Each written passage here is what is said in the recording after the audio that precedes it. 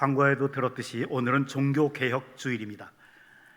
마틴 루터가 1517년에 비텐베르그 대학의 교회 정문에다가 95개 조항을 기록하면서 가톨릭 교회는 성경적으로 잘못됐다, 다시 성경으로 돌아가서 교회를 개혁해야 한다 라고 주장하면서 종교개혁을 거기에 불씨를 일으켰죠. 그 이후에 개신교는 해마다 10월 마지막 주 주일을 종교개혁 주일로 지키고 있습니다. 올해는 506주년이 되는 해입니다.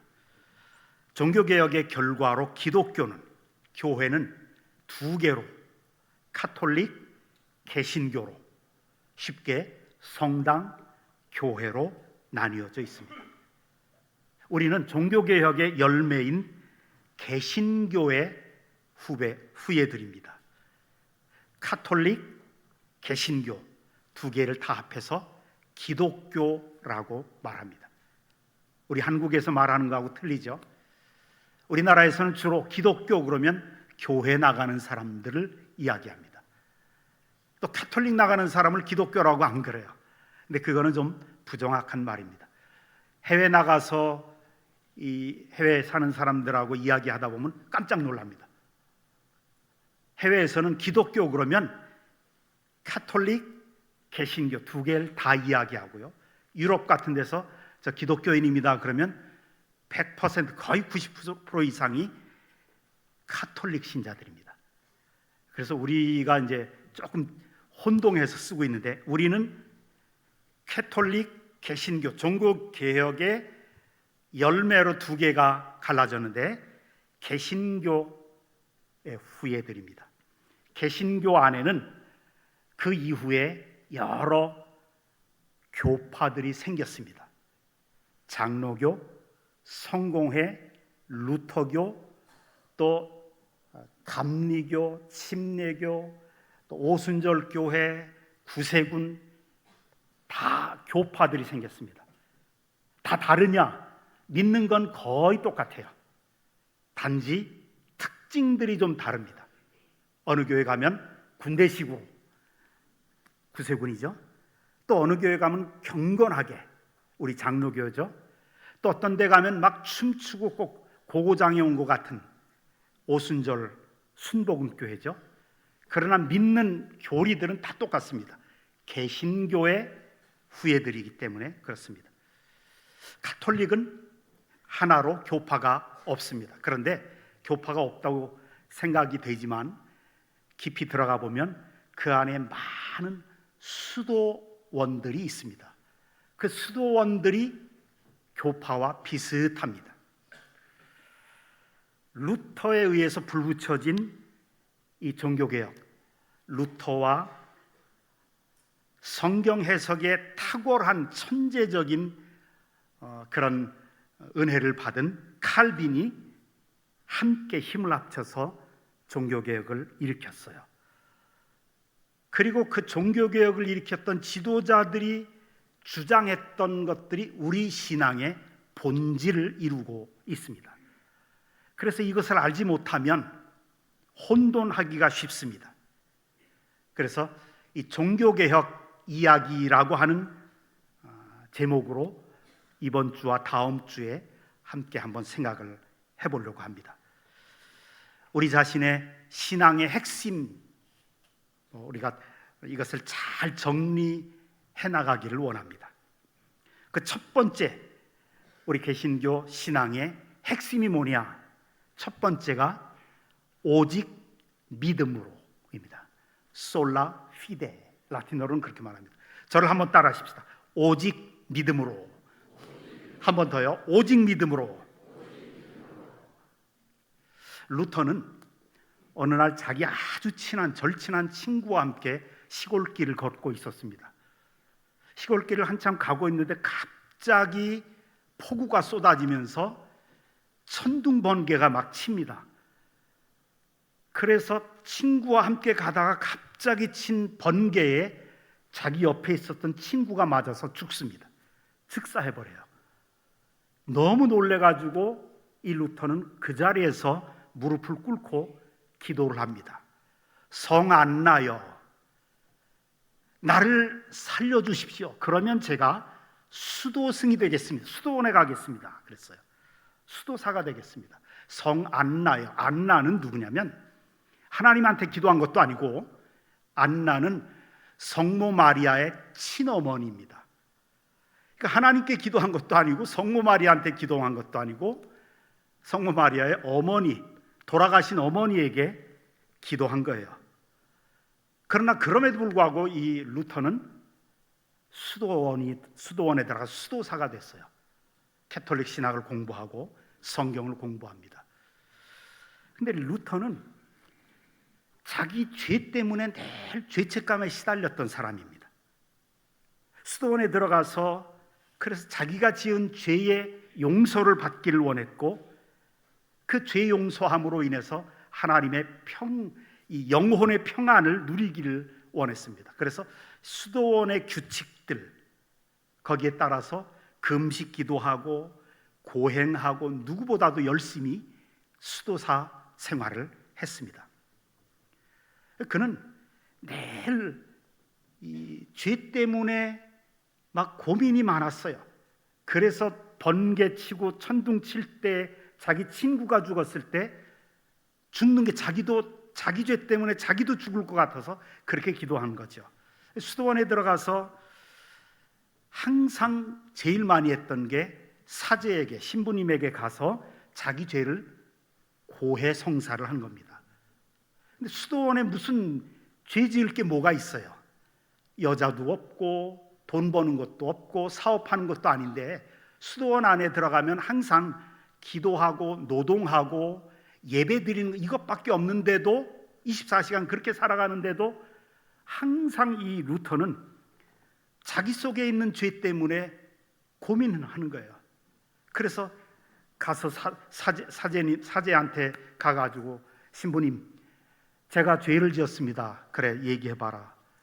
제가 마음속으로 누구에게 화를 냈습니다. 또 찾아가서, 신부님, 저의 죄를 고백합니다. 제가 마음속에 미워하는 생각을 가졌습니다. 제가 마음속에 음란한 생각을 가졌습니다. 늘 계속해서 사제를 찾아가서 캐톨릭에서 했던 대로 고해 성사를 그렇게 했죠. 그런데 이 사제는 올 때마다, 그래, 주기도문 몇 번 해라, 그리고 용서하노라. 그런데 용서에 대한 확신이 안 생기는 거예요. 그 죄책감을 견딜 수가 없는 거예요. 마음이 불안한 거예요. 평안이 없는 거예요. 자기가 나쁜 생각한 것도 죄인 것 같고, 그냥 누구 미워한 것도 죄인 것 같고, 갑자기 화가 나는 것도 죄인 것 같고, 이 죄책감 때문에 견딜 수가 없으니까 평균 하루에 20번 이상씩을 사제, 신부님을 찾아가서 고해성사를 했다고요. 그런데 찾아갈 때마다 죄를 용서했노라 선포해도 마음이 평안이 없는 거예요.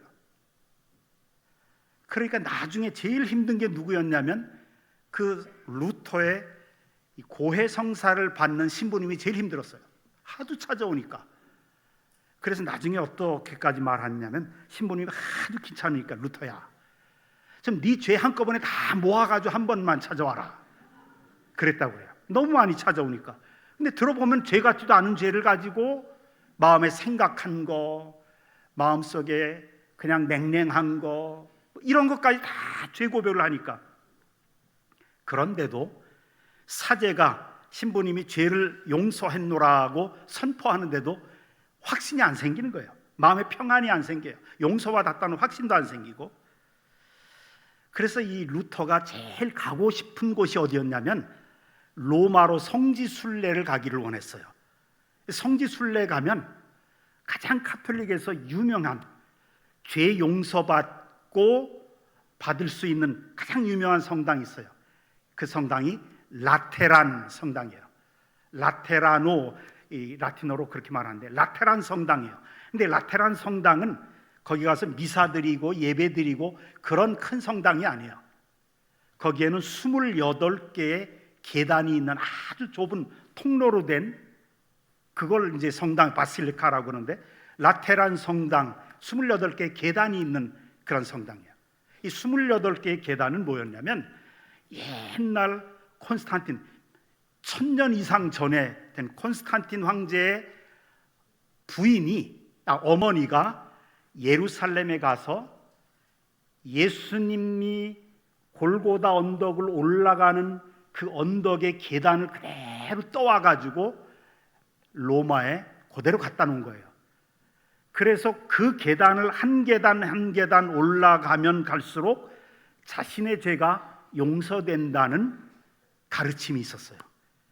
그러니까 많은 가톨릭 신자들이 이 라테란 성당에 가서 무릎으로 계단을 올라가면서 주기도문을 10번, 한 계단 올라갈 때 또 한 계단 올라가면 주기도문을 또 10번, 이런 식으로 올라가면서 한 계단 올라갈수록 죄가 하나 용서되고, 또 다른 계단 올라갈수록 더 큰 죄가 용서되고, 무릎으로 올라가면서 피가 나면 아주 큰 죄가 용서되고, 그리고 사랑하는 사람, 먼저 죽은 자기 할아버지, 루터에게는 할아버지가 연옥에 있다는 것 때문에 고통스러워했어요.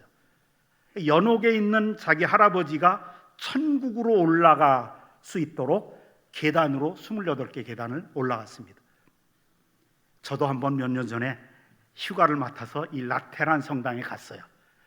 그런데 아직도 많은 가톨릭 신자들이 무릎으로 이 라테란 성당의 28개 계단을 올라가더라고요. 한 계단 올라가서 주기도문 외우고, 또 한 계단 올라가서 주기도문 외우고.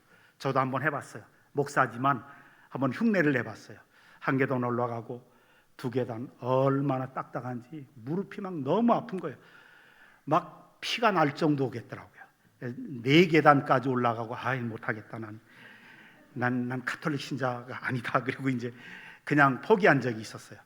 근데 루터는 끝까지 올라가려고 막 피가 날 정도로 그렇게 올라가는 거예요. 근데 거의 올라갈 때쯤 돼서 갑자기, 여태까지 피 흘리면서 거의 다 올라왔는데 갑자기 이런 생각이 드는 거예요.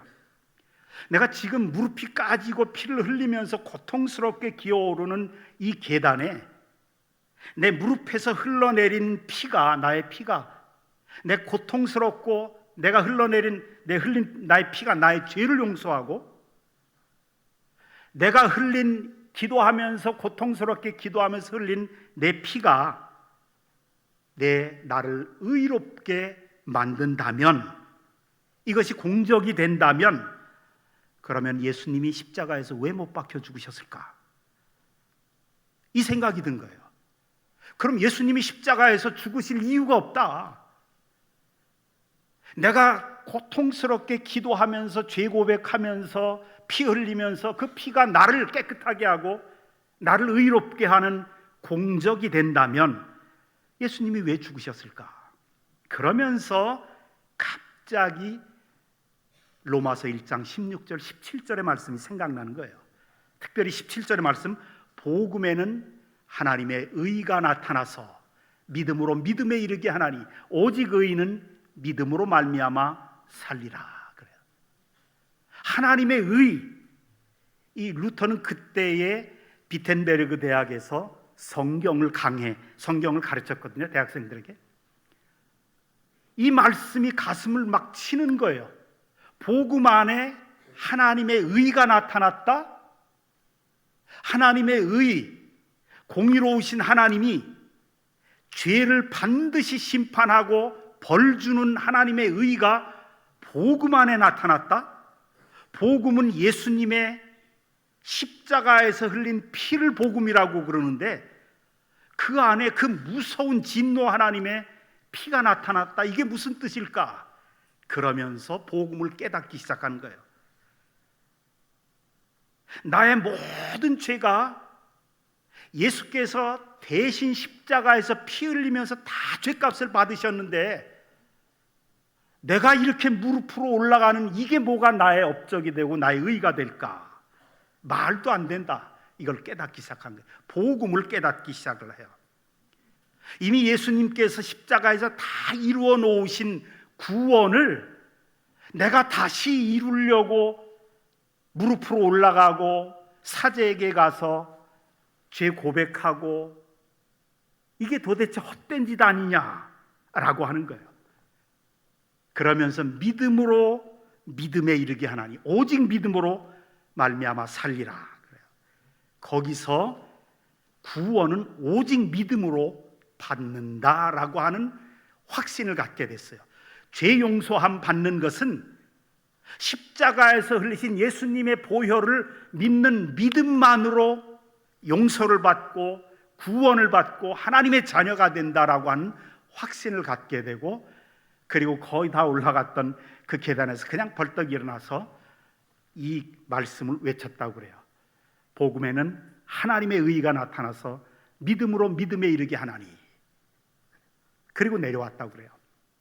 그래서 이 종교개혁자들이 주장한 것 가장 중요한 이 성경의 핵심 메시지 본질이 뭐냐? 오직 믿음으로, 십자가의 보혈을 믿는 오직 믿음으로, 복음을 믿는 믿음으로 사는 것이다. 그래서 오직 믿음으로, 솔라 피데, 오직 믿음으로를 외치면서 종교개혁의 핵심 교리가 된 거죠. 이것이 우리가 믿는 핵심 진리입니다. 그 다음에 종교개혁의 두 번째 진리는, 중요한 진리는 뭐냐면 오직 성경으로입니다. 같이 따라해 보십시다. 오직 성경으로. 한 번 더요. 오직 성경으로. 솔라 스크립투라. 오직 성경으로.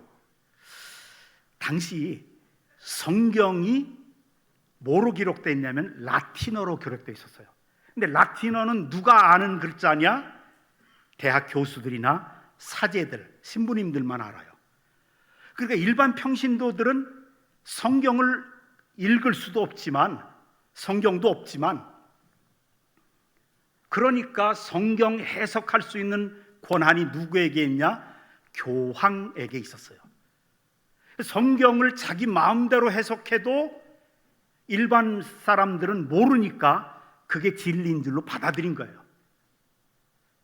그래서 결과적으로 보면 성경의 권위보다 교황의 권위가 그 위에 있게 됐어요. 그러니까 교황이 만들어낸 교리에는 오류가 없다. 그래서 교황 무오설이 그 당시에 가르쳐졌던 교리였습니다. 그러니까 성경에는 없지만 교황이 교리로 가르쳤던 것들 중에 뭐가 있냐면 마리아의 평생 동정녀설이 있어요. 마리아는, 성모 마리아는 예수님을 낳고 난 다음에 평생 동정녀로 지냈다. 이건 말도 안 되잖아요. 성경에 예수님의 동생들이 나오는데.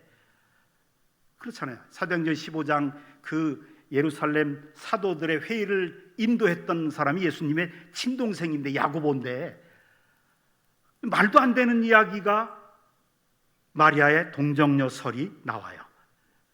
평생 동정녀설. 물론 동정녀 마리아에게서 예수님이 태어난 이후에도 계속 동정녀로 지냈다는 이야기죠.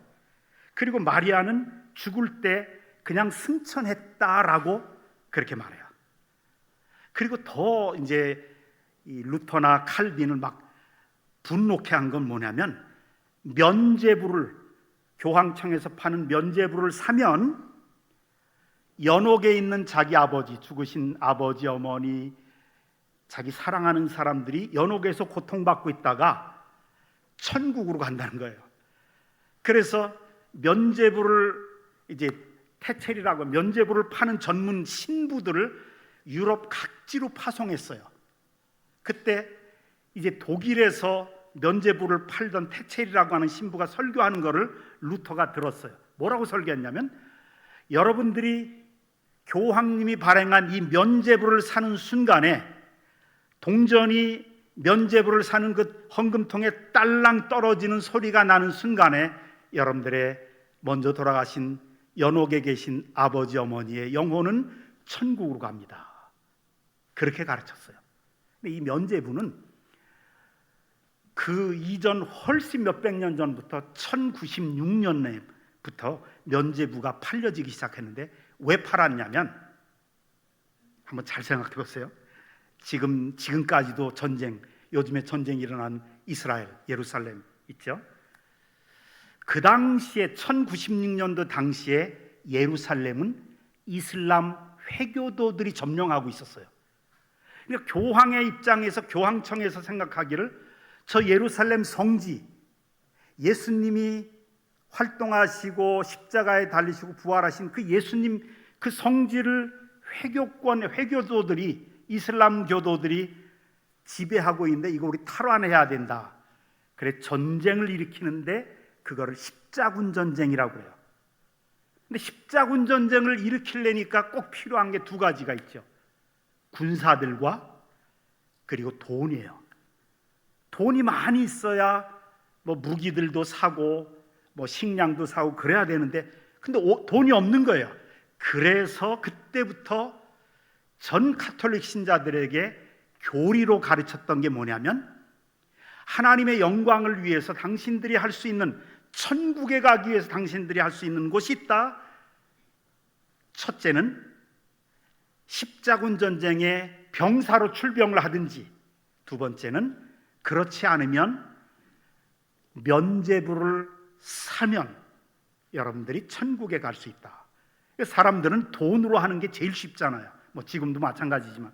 그러니까 면죄부를 다 산 거예요. 그러니까 막대한 돈을 모았죠. 그래서 십자군 전쟁을 제1차, 2차 막 십자군 전쟁을 일으켰는데 결국은 이제 패배를 했지만, 그때부터 면죄부가 팔리기 시작해서 이 루터 시대 때는 여러분들이 혹시 가보신 분이 있을지 모르지만 로마에 베드로 성당이 있습니다. 지금도 세계에서 가장 큰 성전인데 베드로 성당에 한꺼번에 8,000명이 들어갈 수 있는, 그 당시 당대의 최고의 건축가와 미술가인 라파엘 또 미켈란젤로가 계획하고 건축을 하면서 꾸몄던 100년 동안 지었던 게 베드로 성당입니다. 근데 이거 어마어마한 돈이 들어가거든요. 이때 필요한 돈을 어디서 또 얻었느냐? 면죄부를 또 팔았어요. 그러니까 면죄부를 사는 순간에 당신들의 아버지 어머니는 연옥에서 천국으로 갑니다. 당신들도 천국으로 갑니다. 이 이야기를 들으면서 루터가 막 그냥 분노하는 거예요. 종교개혁자들이. 그래서 종교개혁을 일으킨 겁니다. 성경에 나와 있지 않은 것을 교리로 만들어 가지고 파는 것. 그래서 여러분 오직 성경으로 작년 이맘때 10월 31일 날 우리나라의 아주 큰 사건이 벌어졌죠. 뭐예요? 이태원에 할로윈 데이 축제라고 해서 할로윈 축제에 참여했던 뭐 외국인들, 한국인들 많이 수십 명이 거기서 압사당했잖아요. 그 좁은 곳에서. 할로윈 축제가 뭐냐? 바로 이 가톨릭의 잘못된 교리에서 나오는 거예요. 이거는 가톨릭이 영국을 선교하면서 영국의 원시 부족, 원래 토착민이 누구였냐면 켈트족이라고 하는 부족이 있었어요. 근데 켈트족이 가지고 있는 이 미신적인 사상 중에서 뭐가 있냐면 인간이 죽으면 1년 동안 공중에 떠돌아다니다가 마지막에 1년이 끝나는 10월 31일 날 그 영혼이 떠돌아다니던 영혼들이 사람의 몸속에 들어간다. 이 사상이 있는 거예요. 마치 우리나라의 가톨릭이 지금 제사 지내는 거를 받아들이잖아요. 우리는 안 받아들여요. 개신교는. 그거 갖고 비슷해요. 그러니까 그냥 민간 종교를, 민간의 의식을 받아들인 거예요. 선교를 빨리 하기 위해서. 그게 맞다, 교리로 받아들인 거예요. 그러니까 10월 31일 날 떠돌아다니던 영혼이 사람의 몸속에 들어간다는 걸 가톨릭 신자들이 받아들이니까, 교리로 받아들이니까 무슨 생각이, 뭐가 일어났냐면 사람들은 10월 31일 날 마녀 복장을 하는 거예요. 여러분들 할로윈 데이 축제 하는 거 보셨죠? 마녀 복장하고 별 기괴한 복장하고 호박을 이렇게 하고 꼭 할로윈 축제 한 번도 안 보신 분들 같아. 전 세계적으로 며칠 전에 제 손자가 자기 학교에서 할로윈 축제 한다고 무슨 이상한 복장을 입고 가는 걸 사진으로 봤어요. 깜짝 놀랐어요. 이게 가톨릭에서 교리적으로 받아들였기 때문에 그래요. 그래서 할로윈 축제가 있다 그러면 전 세계적으로 마녀 복장, 무슨 복장, 기괴한 복장을 입어야 떠돌아다니던 영혼들이 자기 몸속에 못 들어온다는 것에서부터 할로윈, All Hallows Day예요. 모든 죽은 영혼들이 한꺼번에 10월 31일 날 들어간다는 거죠. 할로윈 축제 열면 지금까지도 전 세계적으로 이게 상업주의와 만나가지고 축제적으로 되죠. 이런 식으로 성경보다 교황이 인정하는 교리들을 받아들이기 때문에 이런 불상사들이 생기기도 하고요. 그 종교개혁자들이 또 개혁해야 될 게 뭐냐면 성모 마리아에게 기도하는 거였어요. 지금도 가톨릭 교회 가면 성모 마리아 상 앞에서 기도하죠. 왜 기도하느냐? 성경은 우상 숭배를 금지하고 있는데 교황이 그렇게 말했기 때문에 그래요. 성모 마리아에게 기도하는 것을 허용했기 때문에 그런 거예요. 성경은 틀릴 수 있어도 교황의 말에는 틀림이 없다. 이게 교황 무오설이에요. 우리는 성경 무오설을 믿고 있어요. 성경은 1.1획도 틀림이 없는 하나님의 말씀이고 우리 신앙과 행위의 최종 기준이 되고 권위가 된다. 그런데 가톨릭은 안 그래요. 그래서 교황이 만들어 놓은 그 교리 중에 성모 마리아 상에게 기도하면 더 효과가 있다. 왜? 예수님은 지극정성의 효자거든요. 죽으시기 직전까지 육신의 어머니를 사도 요한에게 부탁하실 정도로. 그러니까 우리가 기도하면, 평신도들이 기도하면 죄가 많기 때문에 주님이 안 받아들여도 성모 마리아에게 기도하면 성모 마리아가 자애로우신 성모 마리아가 자신의 아들 예수님께 이야기하고 예수님이 그것을 들어주신다. 이 이론이에요. 근데 이것이 교리에 진짜 있어요. 그래서 종교개혁자들이 제일 싫어하는 것 중에 하나가 바로 이 이론이에요. 근데 여기에 덧붙이는 건 뭐냐면 이 유명한 가톨릭 신부 중에 신학자 중에 성 리구리라고 하는 그런 신학자가 있었습니다. 이 사람이 마리아의 영광이라는 책을 썼는데 그 책에 이런 이야기가 나와요. 자기가 본 환상에 대해서 쭉 이야기하다가 하늘로 올라가는 높은 사닥다리가 있는데 오른쪽에 있는 사닥다리는 저 끝에 예수님이 계시고 왼쪽에 있는 사닥다리는 이 성모 마리아가 있는데 자기가 환상 중에 어떤 사람이 오른쪽에 있는 사닥다리로 막 올라가다가 위를 쳐다보니까 맨 위에 예수님이 진노하시는 모습, 심판하시는 심판주의 모습을 하고 무서운 얼굴을 하고 있는 그걸 보고 깜짝 놀라서 떨어졌어요. 떨어지는 순간에 하늘에서 음성이 들리기를 왼쪽 사다리로 올라가라. 그래서 왼쪽 사다리로 올라가 봤더니 성모 마리아, 자애로우신 성모 마리아가 계시더라. 그래서 성모 마리아에게 자기의 기도를 이야기했더니 성모 마리아께서 예수님에게 이야기하니까 예수님이 그걸 들어주셨다라고 하는 것이 이 마리아의 영광이라고 하는 이 책에 기록되어 있어요. 그러니까 그래서 아직까지도 성모 마리아 석상 앞에서 사람들이 기도하는 거예요. 예수님보다는 성모 마리아가 더 자애롭다고 그들은 느끼기 때문에 그렇습니다. 그래서 이것을 굉장히 이 종교개혁자들은 이거는 사탄적이다. 이 가르침은 사탄적이고 우상숭배다. 오직 성경만이 1.1획도 틀림이 없는 하나님의 말씀이다 라고 그렇게 이야기한 겁니다. 우리는 이 하나님의 말씀만이 우리 신앙과 행위의 기준이 되고 그 말씀이 우리 삶 속에 복이 되고 빛이 되고 길이 되는 줄을 믿으시기를 주님의 이름으로 축원합니다. 그 다음에 세 번째로 오직 그리스도, 따라하십시다. 오직 그리스도. 오직 그리스도. 무슨 얘기냐면 가톨릭 교회에서는 죄인을 의인이 되게 하는 하나님의 은혜는 사제들을 통해서, 신부님들을 통해서 내려온다고 그렇게 믿어요. 신부님들이, 사제들이 하는 7 성례가 있어요. 거룩한 예식이 있는데 이 거룩한 예식을 통해서 하나님의 은혜가 임해서 우리 죄인들이 의인이 되고 죄가 용서되고 구원을 받게 된다라고 이야기를 해요. 그런데 이 성례 중에서 중요한 건 뭐냐면 고해성사예요. 고해성사.